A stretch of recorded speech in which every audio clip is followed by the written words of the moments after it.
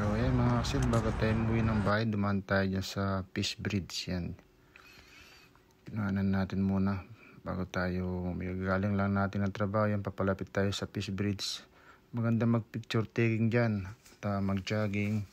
Yung iba ginagawang hangout yan kasi ano yan, famous tourist spot kasi yung fish bridge na to. Yan, pinuntahan natin yung loob. Yan, kinuhanan natin yan.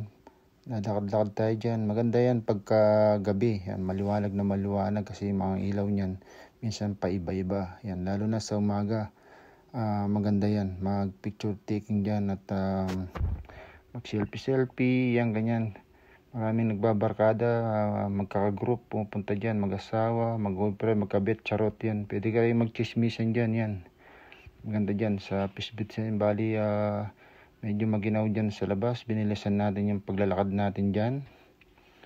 Ayan, mga kasabayan natin mga naglalakad dyan sa fish bridge yan. Pumunta kayo dyan at i-google map nyo lang sa inyong cellphone paano pumunta dyan sa fish bridge yan. Ayan, mga tao naglalakad-lakad do. May mga nakasabayan tayo nagja-jogging dyan. Ayan. Ayan, papasok ako dyan, no. Kunwari wala tayong alam. Ayan po, ayan, magandang fish bridge na yan. Ayan, picture taking tayo dyan. Yan, ayan, papalabas na tayo sa fish bridge.